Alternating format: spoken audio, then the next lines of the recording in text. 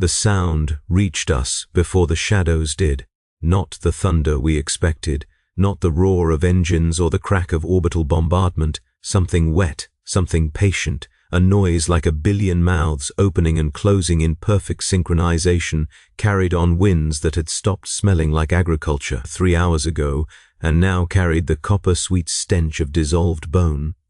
I pressed my hand against the drainage grate and felt the metal vibrating. The entire infrastructure of Meridian's landing trembled with a frequency I could feel in my molars, in the soft tissue behind my eyes.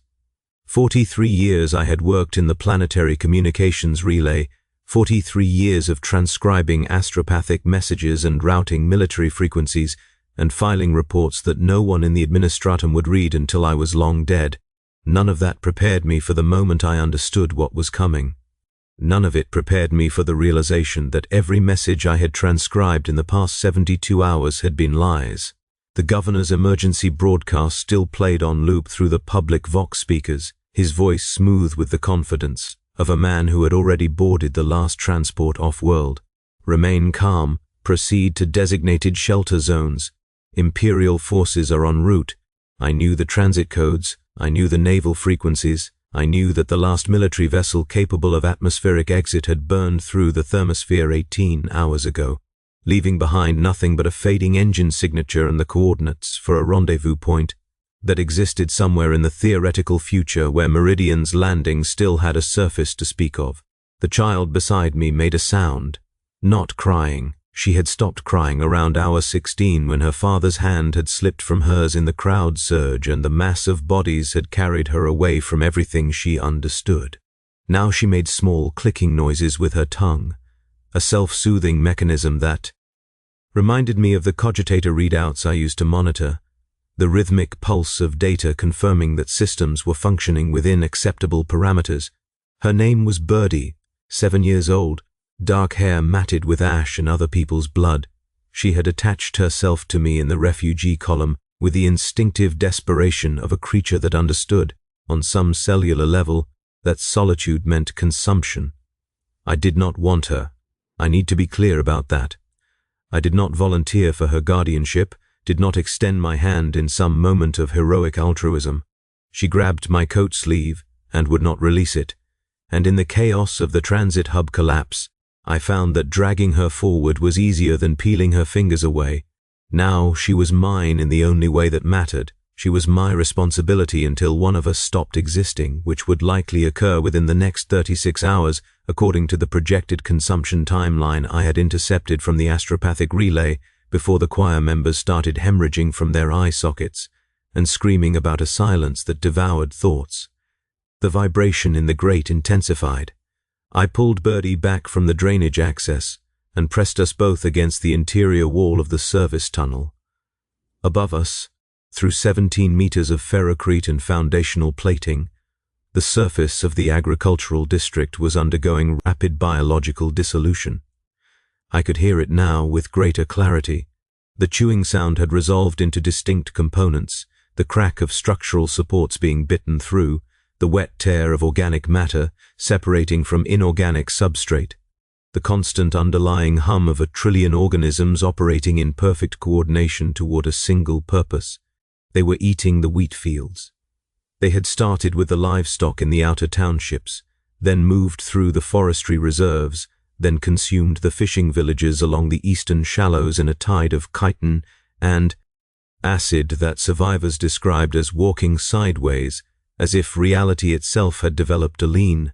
Now they were processing the agricultural heart of the colony, converting 40,000 hectares of genetically modified grain into biomass that would fuel the next wave of organisms, which would consume the next layer of resources, which would feed the next wave, an escalating cycle of appetite that recognized no boundary between animal, vegetable, mineral, or architectural.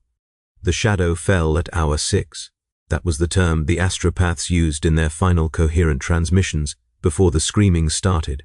The shadow in the warp, a psychic dampening effect that preceded the swarm like a bow wave of silence, cutting off all telepathic communication and leaving the population isolated in a bubble of perceptual darkness. No messages could leave the system. No prayers could reach the Emperor. The choir members described it as drowning in a void that was actively hungry, a darkness that did not merely obscure but consumed the light it touched.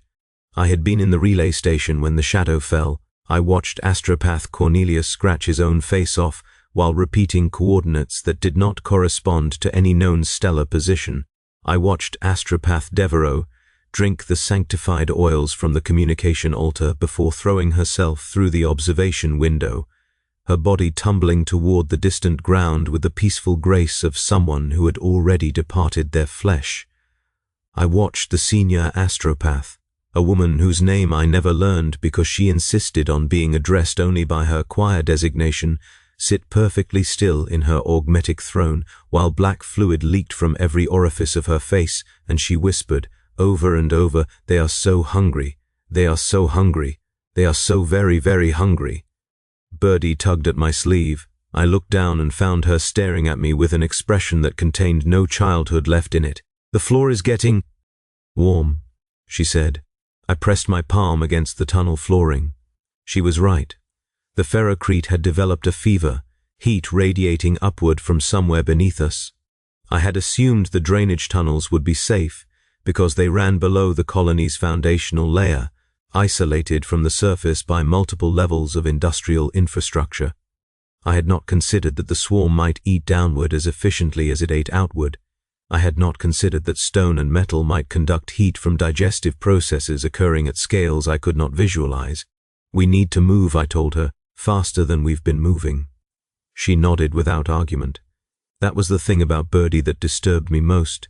She never argued. She never asked questions. She had processed at an age when most children were still learning to navigate the social hierarchies of Sholem classrooms that curiosity and resistance were luxuries belonging to people who had futures.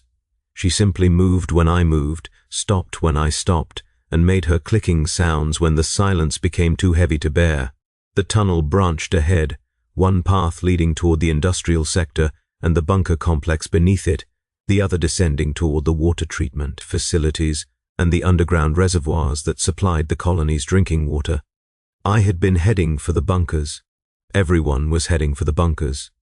The governor's broadcast directed all surviving citizens toward designated shelter zones equipped with void shielding and independent life support, capable of sustaining populations until Imperial relief forces arrived. But I knew something the general population did not. I had intercepted the facility communications before the Vox networks collapsed. The bunkers were not designed for planetary evacuation scenarios. They were designed for industrial accidents, chemical spills, temporary containment of localized disasters. Their void shielding operated on generators that required external fuel supplies. Their life support systems recycled atmosphere at rates calculated for weeks, not months. Their food stores had been requisitioned 3 months ago to cover a tithe shortfall, replaced with nutritional paste cubes that would sustain life but not health. The bunkers were not shelters, they were larders. The swarm would reach them eventually, and when it did, it would find concentrated populations of pre-packaged calories waiting in convenient containers. Every survivor who followed the governor's broadcast was walking toward their own efficient consumption. I turned toward the water treatment path.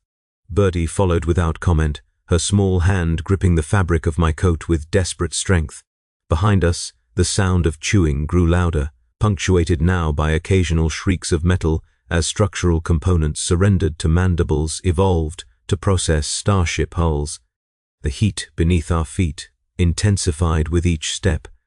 Somewhere below us, digestive enzymes were dissolving the very bones of the colony, rendering centuries of imperial construction into nutrients for something that viewed our entire civilization as nothing more than a temporary inconvenience between arrival and departure.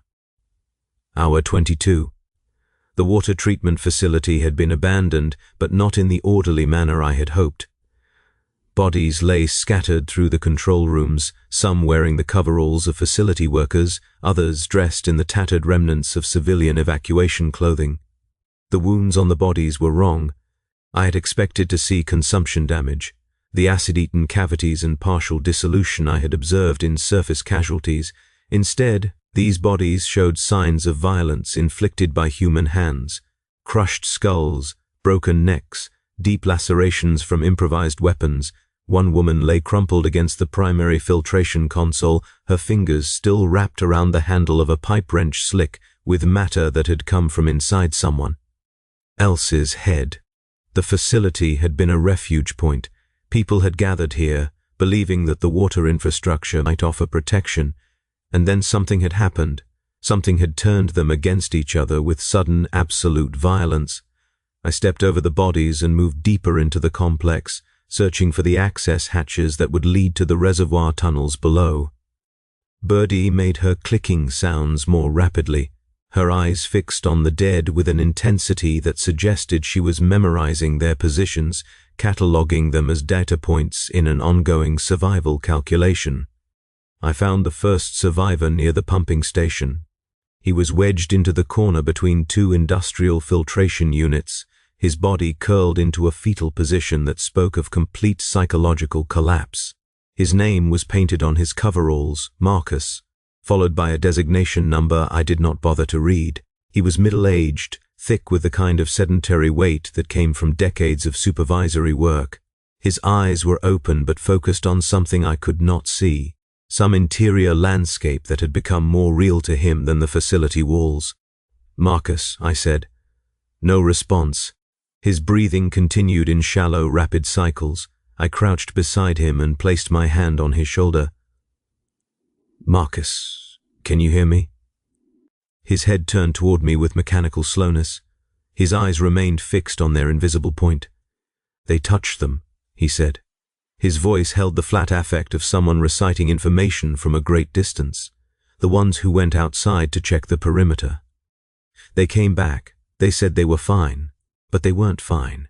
They were different, moving wrong, speaking wrong. And then they started..." He trailed off.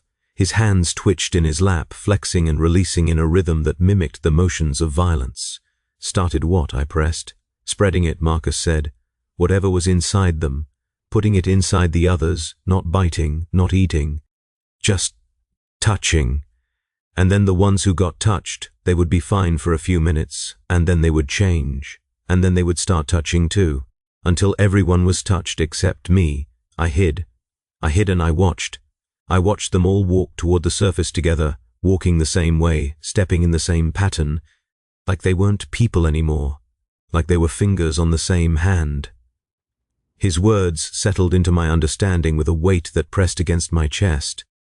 I had read classified reports, fragments of astropathic intelligence that filtered through my station during my years of service. I knew that some varieties of the Xenos organisms reproduced through biological hijacking, converting local life forms into extensions of the swarm consciousness. But the reports had described this process as violent, obvious, a transformation marked by immediate physical mutation and aggressive behavior. What Marcus described was something subtler, something that moved through populations like a disease, invisible until activation, using the victim's own hands to spread itself further. I looked at Birdie. She looked back at me. Neither of us had been touched by anyone from outside our immediate group, but I could not know what exposure threshold triggered the conversion. I could not know whether passive proximity was sufficient, whether shared air or shared surfaces might serve as transmission vectors. I could not know whether the child beside me was still herself, or whether she had become a patient outline of a girl, waiting for the right moment to extend her small hands and place something inside me. "We need to keep moving," I said, as much to myself as to anyone else. "The reservoir tunnels should lead past the colony perimeter. If we can reach the northern ridge, there might be evacuation points the swarm hasn't reached yet." Marcus laughed. The sound contained no humor. "There's nowhere they haven't reached. You understand that, don't you? They came from above. They're eating downward. The perimeter stopped meaning anything when they started falling from the sky." He was right, of course. The initial assault had been orbital, vast bioships positioned at the system's edge, disgorging millions of organisms that descended through the atmosphere like living rain. The colony's void shields had held for 9 hours before the power grid failed. After that, there was no perimeter. There was only the shrinking territory of the unconsumed, pressing inward toward whatever central point the swarm chose to leave for last. But I could not accept that knowledge as a reason to stop. I had Birdie's hand in mine. I had the warmth of her fingers against my palm, the rhythm of her breathing beside me, the small persistent presence of a life that still insisted on continuing. If I stopped, she would stop. If I surrendered to the logic of consumption, she would have no one to pull her forward through the narrowing corridors of survival. "Stay here if you want," I told Marcus. "We're moving." He watched us go with eyes that had already given up on watching. I did not look back. The reservoir tunnels opened into a darkness that my handheld lumen could barely penetrate. The air here was cold and damp, flavored with minerals and the faint chemical traces of purification agents. Our footsteps echoed off surfaces I could not see, returning to us as distorted multiples, creating the illusion of a crowd walking in parallel with our passage. Birdie's clicking intensified. I reached down and placed my hand on her head, a gesture meant to comfort, though I was uncertain which of us I was trying to reassure. We walked for what felt like hours, but was probably less than one. Time had become elastic, stretched in moments of terror and compressed during intervals of monotonous forward motion. The tunnel sloped gradually upward, following the natural contours of the ridge geology. I estimated we had traveled 3 kilometers when the sound changed. The chewing had been a constant background presence, audible through the stone above us, transmitted through the very structure of the planet. Now it developed a new layer, a clicking, a chittering, a rapid-fire articulation that sounded almost like speech, if speech had been designed for mouths that opened in 4 directions and contained rings of rotating teeth. I stopped walking. Birdie stopped beside me. We stood in the darkness and listened to the sound growing closer. "They're in the tunnels," I said. The words emerged as a whisper, as if volume might attract attention we had not already gathered. "They've found a way in." Birdie pointed. I followed her gesture with my lumen beam and found what she had seen, a service alcove carved into the tunnel wall, barely large enough for maintenance access. Its hatch hung open, revealing a vertical shaft that climbed toward some higher level of the infrastructure. The sound had not yet reached us from that direction. It was possible, barely possible, that the shaft led to a passage the swarm had not infiltrated. I lifted Birdie toward the opening. She climbed in without hesitation, her small body folding into the cramped space with the flexibility of youth. I followed, pulling myself up by corroded rungs, my shoulders scraping against stone walls that had not been designed for adult traversal. Below us, the tunnel we had abandoned erupted with motion. My lumen caught glimpses of forms pouring through the darkness, bodies that moved on too many legs, faces that opened like flowers made of teeth. They did not look up. They did not need to. They were following the scent of biomass, the trail of warmth and exhalation we had left in our passage, and they would consume everything in their path until they reached the source. I climbed faster. Hour 31.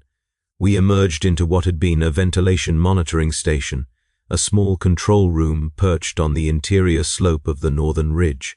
Its windows looked out over the colony basin, and through them I saw what 48 hours of consumption looked like from elevated perspective. The agricultural district was gone. In its place spread a carpet of organic matter that moved in slow, rippling waves, like the surface of a lake disturbed by something enormous shifting beneath. The industrial sector still existed in fragmentary form, its larger structures standing as skeletal frameworks, while smaller organisms swarmed through their interiors, breaking down walls and floors, and support columns into portable nutrients. The residential zones had been processed into rolling hills of biological substrate, their original layouts visible only as faint geometric patterns in the texture of the living surface. And everywhere, the swarm continued its work. Organisms the size of freight containers processed raw materials into the building blocks of new organisms. Winged forms darkened the sky in spiraling patterns that seemed, from this distance, almost beautiful. Tunneling creatures erupted from the ground at irregular intervals, their emergence marked by fountains of soil and stone that scattered across the corrupted landscape. The colony of Meridian's Landing, population 3.4 million at last census, had become a food source. and the consumption was proceeding exactly on schedule. Birdie pressed her face against the window glass. Her breath fogged the surface, obscuring the view in small circular patches. "That's where my house was," she said, pointing toward a section of the biological carpet that might once have been a residential district. "That's where my school was. That's where my dad—" She stopped. Her hand dropped to her side. The clicking resumed faster than before. I turned away from the window and examined the monitoring station. Its systems were dead, power lines severed somewhere in the infrastructure below, but its structural integrity remained, and its position on the ridge slope placed it outside the primary consumption zone. The swarm was eating inward and downward, processing the concentrated resources of the colony basin first. It would reach the ridge eventually. Everything would be reached eventually. But for now, for the next few hours, we had found a place to wait. I did not know what we were waiting for. Imperial relief was a mathematical impossibility. Evacuation had concluded before the consumption rate accelerated. Communication with off-world assets required astropathic connection, and the shadow had rendered that connection void. We were alone on a dying planet, surrounded by an appetite that operated with the efficiency of industrial process, and our survival extended only as far as our irrelevance. "I'm hungry," Birdie said. I searched the monitoring station and found emergency rations in a storage cabinet near the communication console, military-grade nutrient bars, designed for extended field operations. I gave one to Birdie and took one for myself. We sat against the interior wall, away from the windows, and chewed our tasteless sustenance while the world ended outside. "My dad told me stories about the angels," Birdie said between bites. "He said when things got really bad, the angels would come, big warriors in golden armor. They would kill all the monsters and save everyone." I thought about the imperial military doctrines I had transmitted over the years, the response protocols for Xenos incursion, the tactical assessments that weighed planetary populations against strategic value. Meridian's landing was an agricultural world, its primary contribution to the Imperium a tithe of processed foodstuffs that fed hive populations in distant systems. Its population was easily replaceable. Its infrastructure was obsolete. Its strategic position offered no advantage worth the cost of military intervention. The angels, if they existed at all, were reserved for targets of greater significance. "Maybe they're coming," I said. The lie tasted like ash in my mouth. Birdie nodded, her expression suggesting she had already calculated the truth. "Maybe," she said, and resumed her clicking. I slept. I had not intended to, had not believed myself capable of unconsciousness in such circumstances, but exhaustion operated according to its own imperatives. One moment I was staring at the darkened ceiling of the monitoring station, and the next I was swimming through a dream of sound, surrounded by the wet articulation of a billion feeding mouths, my body dissolving into component nutrients, while a voice that was not a voice assured me that this was natural, this was necessary, this was the purpose for which all life had been intended. I woke to Birdie's hand on my arm. Her grip was tight enough to leave marks.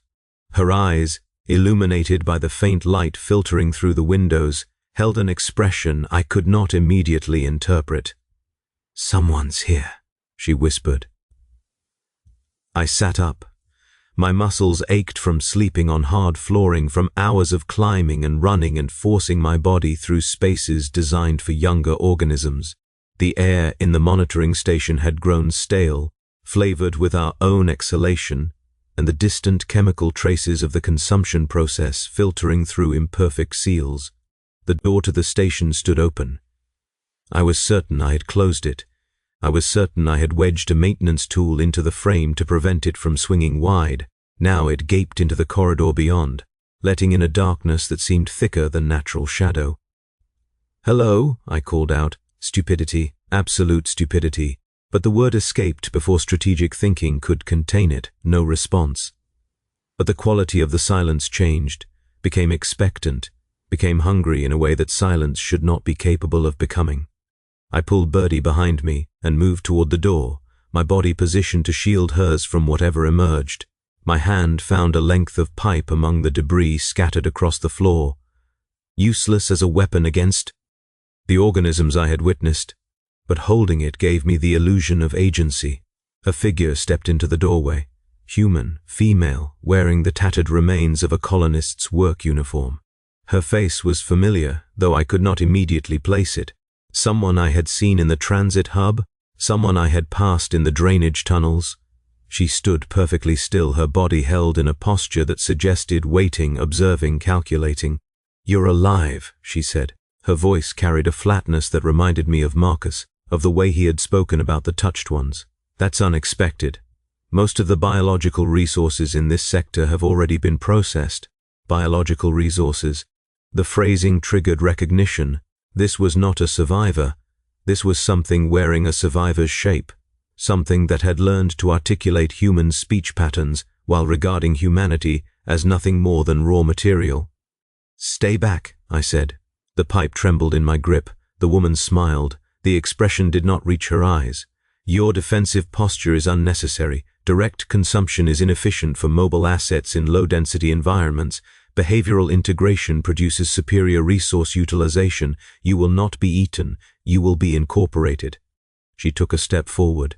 Her movement was wrong in ways I struggled to categorize. Too smooth, too coordinated, as if her body operated according to instructions received from somewhere outside itself. Puppet strings pulled by an intelligence that did not share human instincts about motion. "The child will be incorporated first," the woman continued. "Younger neural tissue adapts more readily to integration protocols. She will cease experiencing distress within approximately 43 seconds of initial contact. You will observe her behavioral modification and understand that incorporation represents an improvement in existential efficiency. This understanding will facilitate your own integration when your turn arrives." Birdie made a sound, not her clicking this time. A whimper, high and thin, the sound of childhood terror finally finding voice. I swung the pipe. The woman caught it. Her hand closed around the metal with strength that should have been impossible for human musculature. She twisted, and I felt my grip fail, my fingers forced open by leverage I could not resist. The pipe clattered to the floor. "Resistance consumes energy better allocated to nutritional processing," the woman said. "Your protein content will be marginally reduced by physical exertion. This is suboptimal." She reached toward Birdie. I threw myself between them, my body blocking her path. Her hand pressed against my chest. I felt something move beneath her skin, a shifting in the tissue, a rearrangement of internal structure. Where she touched me, my uniform began to dissolve, eaten away by enzymes secreted through pores that had opened across her palm. I screamed. The pain was extraordinary, a burning that bypassed nerves and communicated directly with the primal regions of the brain responsible for understanding damage. I could feel myself being processed, my cells breaking down under chemical assault, my body beginning the long slide toward becoming something else's fuel. Birdie moved. I saw it in peripheral vision, a blur of motion near the floor, the maintenance tool I had used to wedge the door. She had retrieved it. She swung with the concentrated force of a child who understood, finally, that no one was coming to save her. No angels, no father, no imperial protection, only herself and the weapon she had found. The tool struck the woman's knee. Chitin cracked. Something that was not blood sprayed across the floor. The woman's hand withdrew from my chest as she turned toward this new threat, her body already regenerating, already adapting to the damage. I did not wait to see what happened next. I grabbed Birdie. I ran. Hour 37. The ridge path led upward through terrain the swarm had not yet reached. We climbed in silence, our breath ragged, our bodies pushed beyond reasonable limits. The chemical burn on my chest wept clear fluid that stained my clothing and sent periodic waves of nausea through my system.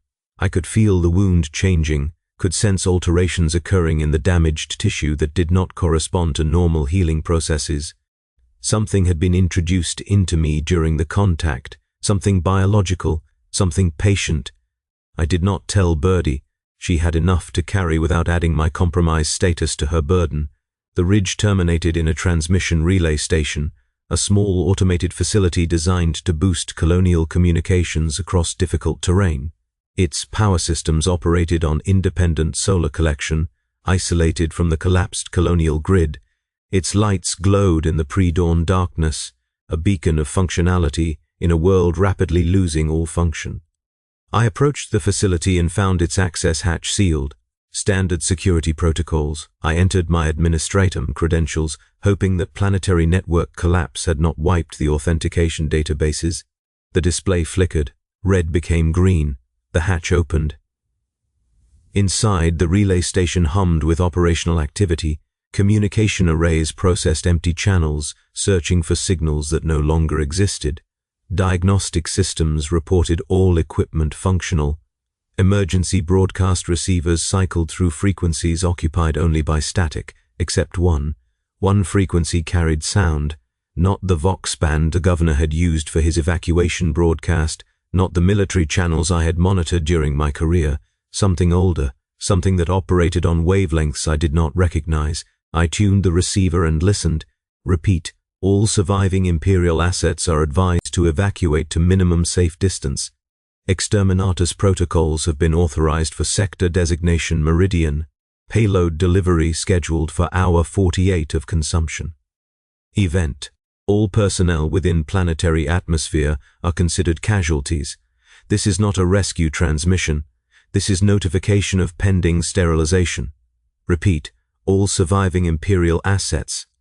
The message looped. I listened to it cycle 3 times before the meaning penetrated my exhausted consciousness. The Imperium was not sending rescue. The Imperium was sending fire, not the precision strikes that might spare survivors, not the surgical intervention that might salvage some fraction of the population. Full planetary sterilization. Weapons designed to scour a world clean of all biological material, reducing the entire surface to radioactive glass. They would destroy the swarm by destroying everything the swarm had come to consume. 11 hours remained until execution. Birdie sat on the floor near the diagnostic console, her legs drawn up to her chest, her arms wrapped around her knees. She watched me with eyes that had seen too much to contain any more surprise. "What did it say?" she asked. I turned off the receiver. The silence that followed pressed against my ears like physical weight. "Help is coming," I said. "We just need to wait a little longer." She did not believe me. I could see it in her expression. But she nodded anyway, accepting the fiction as a kindness rather than a cruelty. We sat together in the humming warmth of the relay station while outside, through windows that faced away from the colony basin, the sky began to lighten with the approach of a dawn that most of Meridian's landing would not live to see. Hour 40. The wound on my chest had stopped weeping. In its place, a patch of skin had developed a texture I did not recognize, smooth and slightly iridescent like the shell of an insect preserved in polished amber. When I touched it, I felt sensation from both sides. The finger pressing down, the flesh being pressed, and something else. A third awareness, distant but growing closer, watching through tissue that had begun to serve as a window for something that was not me. The integration protocol Marcus had described, the behavioral modification the woman in the monitoring station had explained, it was happening, slowly but with the inevitability of tidal motion. I was being incorporated into the swarm consciousness, cell by cell, synapse by synapse. Soon I would think differently. Soon I would move like the woman had moved, my body guided by instructions from the vast distributed intelligence that viewed all organic life as extensions of its singular appetite. I had perhaps 3 hours before the transformation progressed beyond the point of recognizable selfhood. Less time than that before my behavior began to shift in ways Birdie might notice. I looked at her. She had fallen asleep again, her body curled into the smallest possible configuration, her hands tucked beneath her cheek. In sleep, she looked almost peaceful, almost like a child who might wake up to a world that still made sense. The relay station contained emergency supplies, standard survival equipment, including a sidearm, a compact glass pistol designed for facility security, charged and ready for use. I could feel its weight in my hand before I picked it up. I could imagine the trajectories it might trace. 2 options presented themselves with crystalline clarity. I could use the weapon to end Birdie's existence quickly painlessly, before the exterminatus arrived, a mercy killing, sparing her the terror of the final hours. Then I could turn it on myself, ending my own consciousness before the integration completed, before I became a puppet for something that would use my body to spread itself further. Or I could set the weapon aside and continue running, continue searching for an escape that mathematics said did not exist, continue hoping that the 11 hours remaining might contain some possibility I had not calculated. The choice should have been obvious. The logic pointed toward a single conclusion. End it now on my own terms, before I lost the capacity to choose. But the thought of killing Birdie filled me with revulsion that bypassed rational analysis. She had survived this long. She had adapted.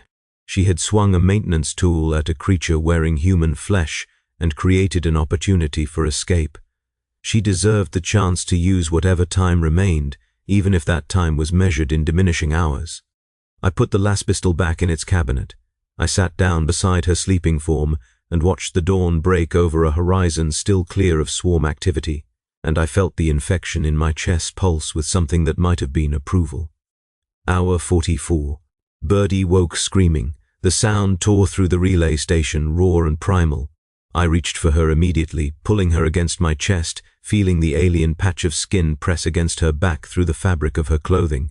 She thrashed in my grip, her eyes fixed on something I could not see, her voice producing sounds that contained no words. "Birdie, Birdie, you're safe, you're with me, Birdie." Her screaming faded into sobs. Her body went limp. I held her while she cried, the trembling of her small frame transmitting through my arms, my chest, the transformed tissue that registered her distress as information rather than emotion. "I dreamed they were inside me," she said, when the crying had diminished to sniffles. "I dreamed they were looking through my eyes, thinking my thoughts, making me want to hurt you. I could feel them in my head, telling me things." My stomach contracted. The dream she described corresponded too precisely to what I knew was happening inside my own body. Had she been exposed during the confrontation at the monitoring station? Had the brief moment when the woman reached toward her been sufficient to introduce the integration organisms? I examined her. No visible marks, no iridescent patches, no sign of the physical transformation I had observed in my own tissue. She seemed unchanged, still wholly herself. But the swarm was patient. It operated on timelines that exceeded human perception. She might be compromised in ways that would not manifest for hours, days, weeks. Or she might simply have had a nightmare. Trauma produced symptoms that resembled infection. Fear generated experiences that felt like invasion. I had no way to know. I had no tools to test. I could only continue, one moment following the next, until the sky turned to fire and rendered all questions irrelevant. "It was just a dream," I told her. Another lie to add to the collection. She looked at me with eyes that contained depths I had not seen before.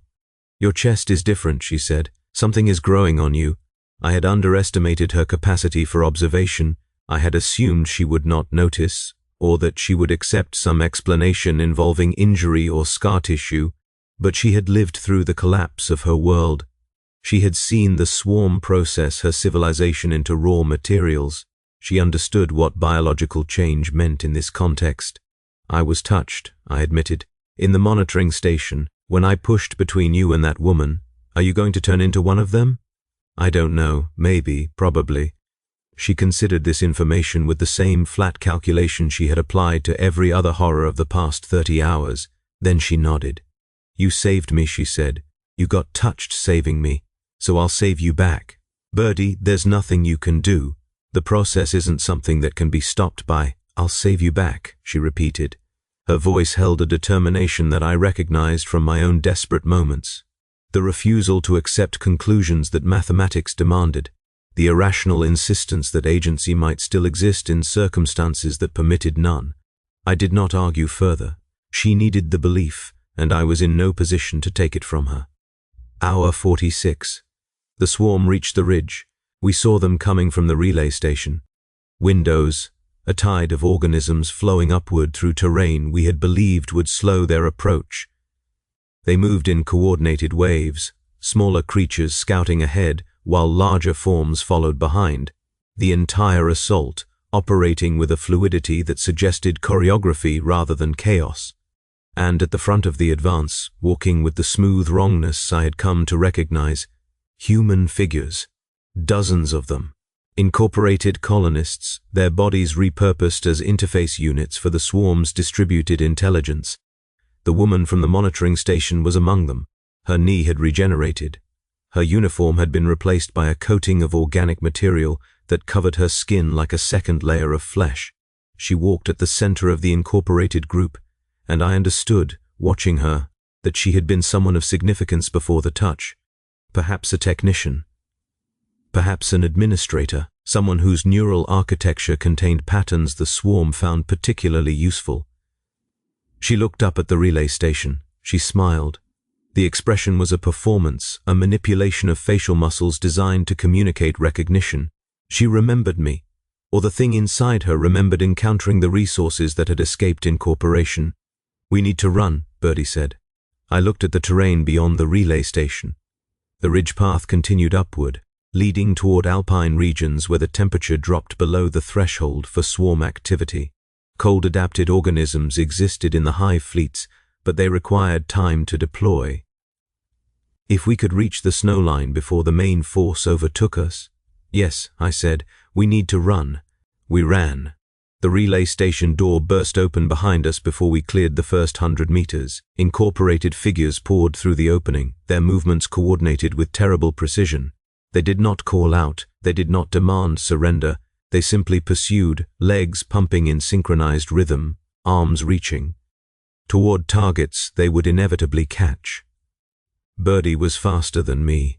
Her small body moved with the efficiency of youth, unburdened by injury or transformation.